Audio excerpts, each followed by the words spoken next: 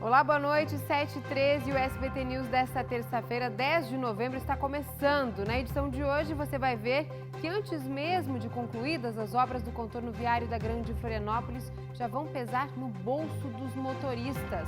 E você vai ver também que a estiagem prolongada agrava os prejuízos e aumenta a preocupação dos produtores. A cadeia produtiva sofre os impactos da falta de água. O SBT News está no ar.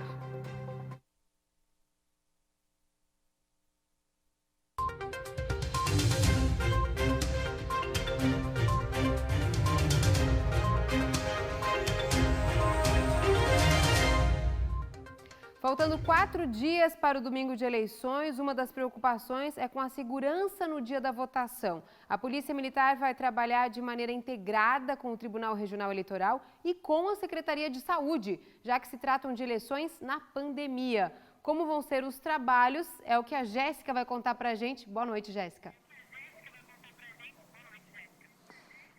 Boa noite, Cibele. Boa noite a todos que nos acompanham aqui no SBT News. Então, nessa eleição, a gente tem essa situação atípica da pandemia da Covid-19. Então, como você comentou, além da Polícia Militar atuar em questões normais de eleição, como compra de votos ou boca de urna, esse ano também tem essa atuação com a Secretaria de Saúde.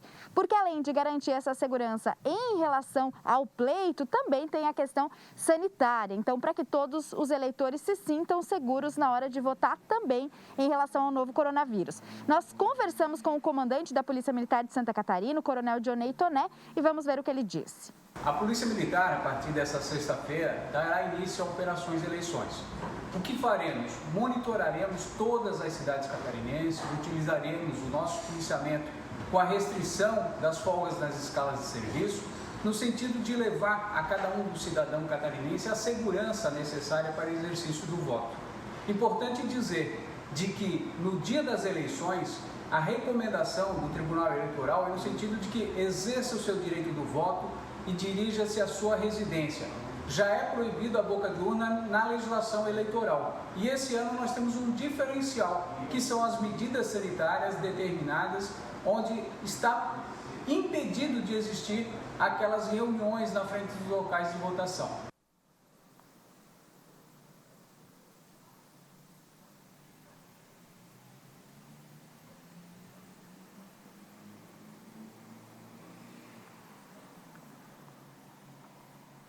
Ainda sobre a segurança nas eleições, a Polícia Civil criou a Central de Apoio de Polícia Judiciária Eleitoral. A base começa a funcionar já amanhã e vai prestar apoio jurídico e operacional aos policiais civis que estiverem em campo ou nas unidades e se depararem com situações complexas relacionadas ao pleito eleitoral. O local vai funcionar das 2 da tarde desta quarta-feira até as 8 da manhã de segunda-feira, dia 16.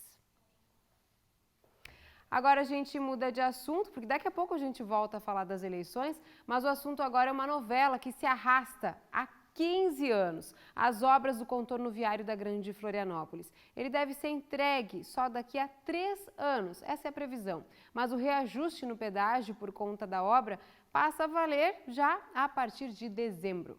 Pode preparar o bolso. A partir de dezembro, o valor do pedágio entre Garuva, próximo à divisa com Paraná, e o município de Paulo Lopes, na Grande Florianópolis, deve ficar mais caro. Hoje, o motorista paga R$ 2,70. Com o aumento, deve chegar a R$ 3,90. O reajuste foi autorizado pelo Tribunal de Contas da União. A decisão trata do reequilíbrio financeiro do contrato de concessão do trecho norte da BR-101. Em contrapartida, o TCU determinou a redução de R$ 136 milhões do aditivo do contrato que teve alterações no projeto do trecho sul no contorno viário. A concessionária responsável pela obra informa que avalia a decisão do TCU enquanto aguarda posicionamento da ANTT. A obra, que começou em fevereiro de 2008, deve ficar pronta em agosto de 2023.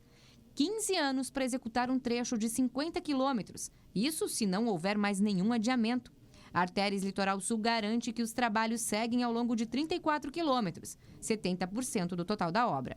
Com mais de uma década de atraso, assim que a obra do contorno viário estiver concluída, deve desviar pelo menos 30% do tráfego de caminhões que circula por esse trecho da BR-101 que liga Biguaçu a Palhoça, por onde é escoada boa parte da produção industrial de Santa Catarina.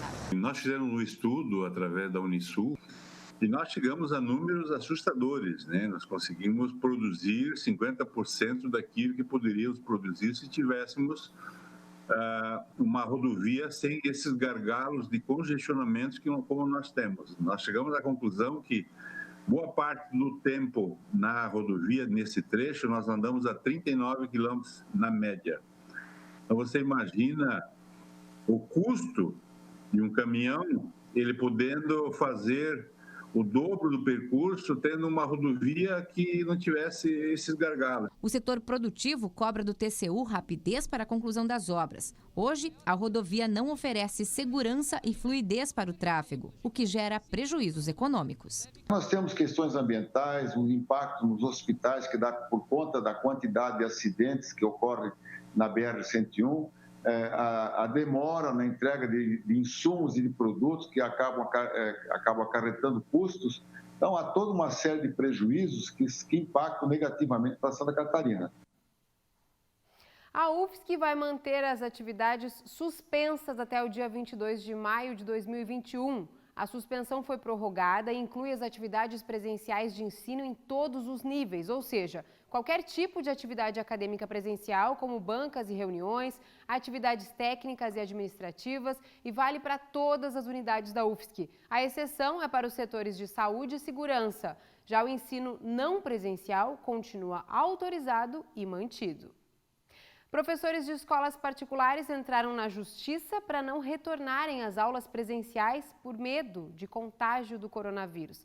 Agora a justiça derrubou a liminar que permitia o retorno das aulas de maneira presencial. Volta às aulas, um tema que gera muitas discussões na sociedade.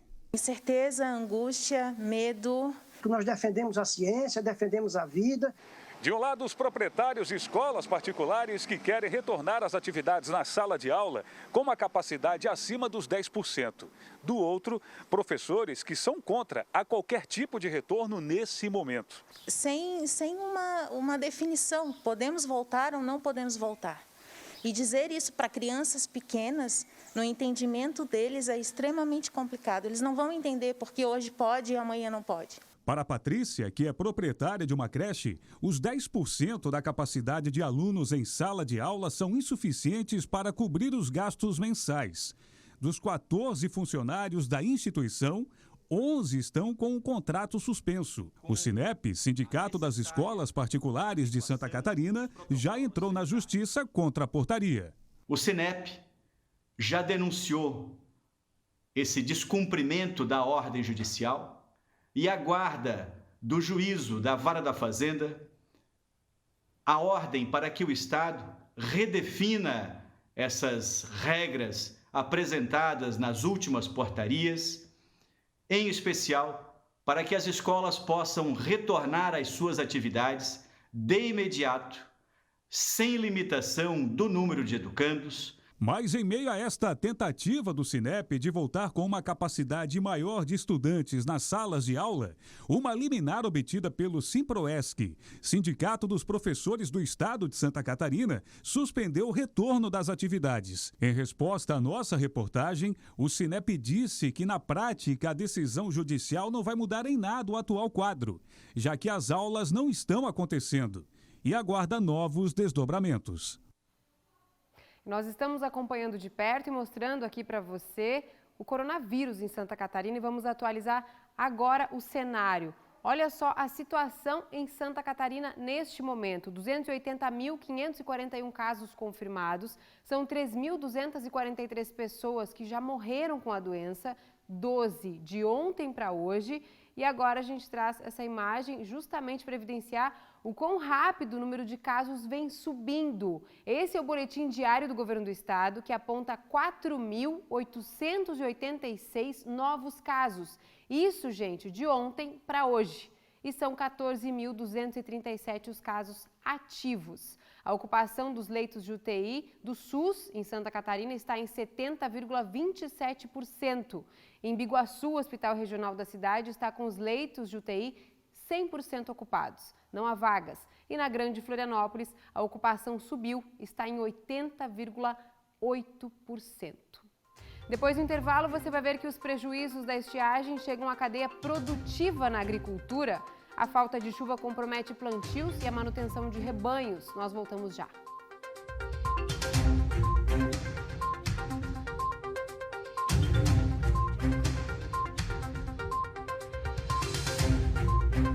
Hoje vamos saber como está a disputa eleitoral em Criciúma. Conhecida por ser a capital brasileira do carvão e do revestimento cerâmico, Criciúma está entre as 100 cidades do país com o melhor índice de desenvolvimento humano, sendo o 76º município mais bem avaliado do Brasil e o 14º de Santa Catarina.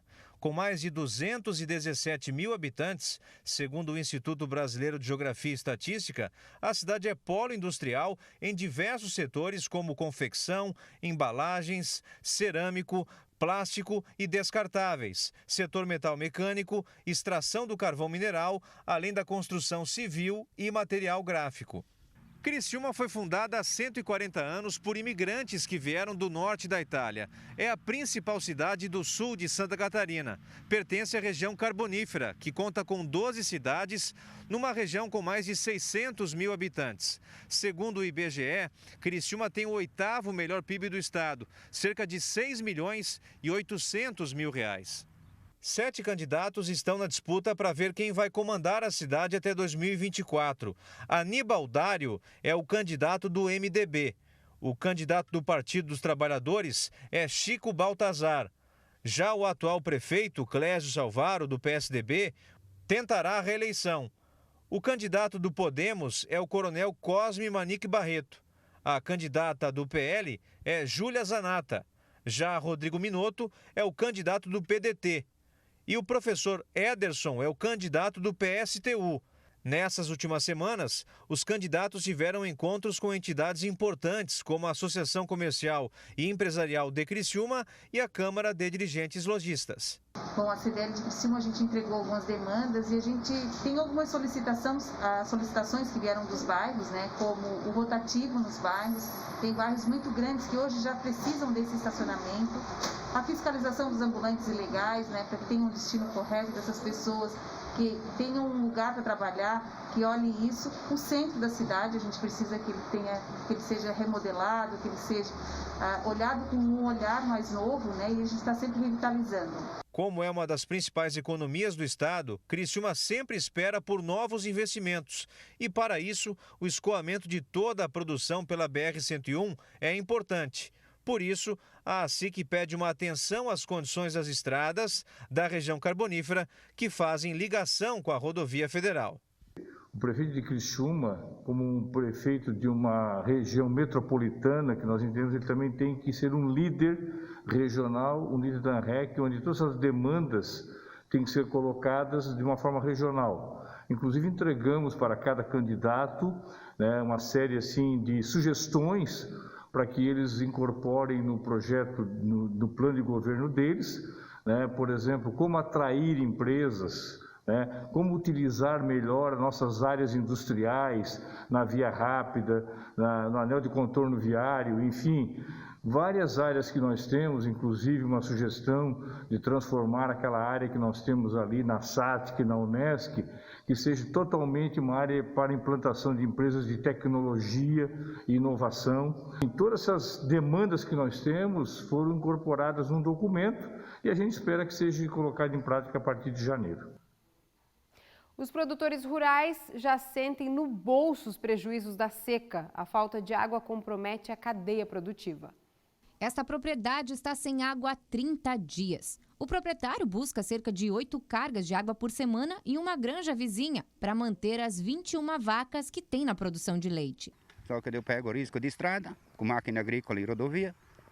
Na verdade, os caras não respeitam o cara porque está com a máquina agrícola em cima do asfalto. Buzinam, xingam, mas eu não tenho o que fazer. Eu tenho que dar água para os bichos tomar. De acordo com a Federação da Agricultura e Pecuária do Estado, a seca prolongada e a forte elevação de preços dos insumos são as causas das perdas para os produtores de leite. Na propriedade do Roberto, a estiagem prejudicou a plantação de milho.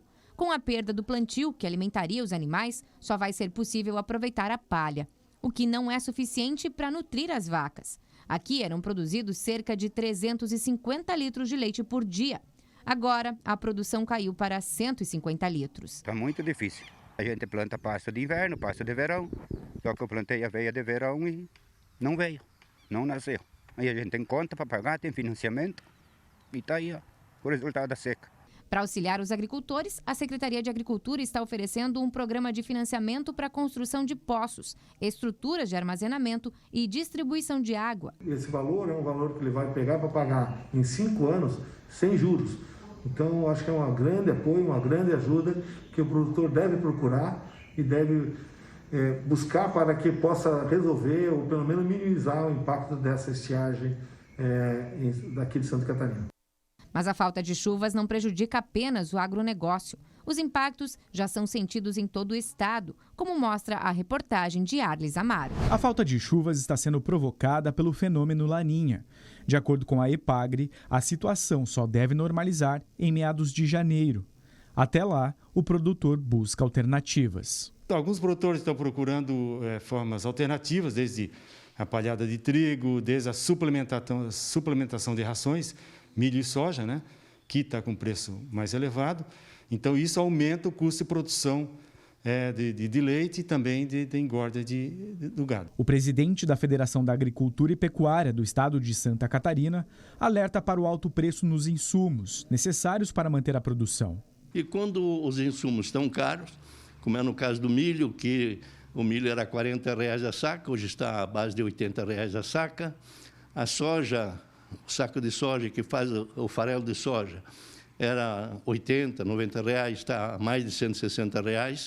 Então, não tem comparação e viabilidade dele tirar sobras nessa atividade. A cultura do milho vinha evoluindo nos últimos 7 anos, mas este ano, devido à estiagem prolongada, foi uma das mais afetadas. O milho do tipo silagem, usado na produção de ração animal, já registra uma perda em todo o estado de 6% a 7%. Em algumas cidades do oeste catarinense, essa perda já chega a 25%. Sem os insumos necessários para manter a produção, a solução será importar.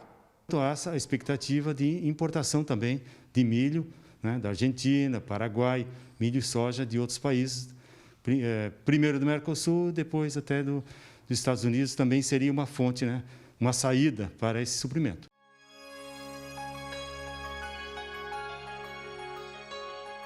A quarta-feira deve ser mais um dia de chuva no estado. O tempo deve seguir bastante instável, com chance de temporais isolados em todas as regiões. A chuva vem com mais intensidade no litoral. Já no fim da tarde, o tempo melhora um pouco. As temperaturas seguem amenas, abaixo dos 25 graus na maioria das cidades. Em Florianópolis, mínima de 21 e máxima de 24 graus. Já em Joinville, no norte do estado, termômetros na casa dos 25 graus. Em Blumenau e Chapecó, máximas de 24 e em Lages, 21 graus. Já em Criciúma, mínima de 16 e máxima de 25. Hoje é o Dia Nacional de Prevenção à Surdez. Só em Santa Catarina, segundo o IBGE, são pelo menos 300 mil surdos. E muitas dessas pessoas poderiam ter revertido isso com um diagnóstico precoce, que é o que já acontece hoje através do teste da orelhinha. A repórter Jéssica Valentini tem as informações. Boa noite, Jéssica. Boa noite, Cibele. Boa noite a todos que nos acompanham aqui no SBT News. Olha, felizmente hoje esse diagnóstico é feito bem precoce nas primeiras 24 horas de vida. Aqui no HU, no Hospital Universitário da UFSC, esse exame é feito por uma equipe de fonoaudiólogos e eu estou aqui com a Francine, que vai explicar pra gente como é que funciona esse exame. Boa noite, Francine. Explica pra gente assim, de que forma que é feito esse exame. Boa noite. A triagem auditiva neonatal ela é realizada principalmente nas primeiras 24 horas do bebê. É uma triagem, né? Então, não é um diagnóstico ainda. Mas se esse bebê passa, a gente avalia se tem alguns fatores de risco que a gente pode considerar para a perda auditiva. E esse bebê, então, é encaminhado para um monitoramento. Mas se ele falha, ele faz um reteste em mais ou menos 15 dias. E a partir desse reteste, dependendo do resultado, ele vai ser encaminhado para o diagnóstico em um dos centros de referência de saúde auditiva no estado. Na verdade, o que acontecia muitas vezes é que essas crianças cresciam e passavam por crianças preguiçosas, por crianças desatentas e falavam muito tarde. E aí o que acontecia é que essa criança, então, não desenvolvia a linguagem, tem problema na escola, tem problema social, familiar. Então, o número de dificuldades, de problemas que essa criança tem é muito grande. Então, a gente tem muita pressa de fazer esse diagnóstico, a reabilitação e a indicação do implante coclear. E quanto antes, melhor, né? Quanto antes, quanto mais cedo essa criança fizer essa cirurgia, mais próxima do normal, do desenvolvimento de linguagem e de audição ela vai ter. Obrigada, Francine. Fico alerta, então, né, para esse dia especial de prevenção para os pais que estão em casa, né, se não fizeram, né, se a criança, quando nasceu, não fez, fazer esse teste e procurar esse diagnóstico. Eu volto com você, Cibele. Nós ficamos por aqui. Boa noite para você. Até amanhã.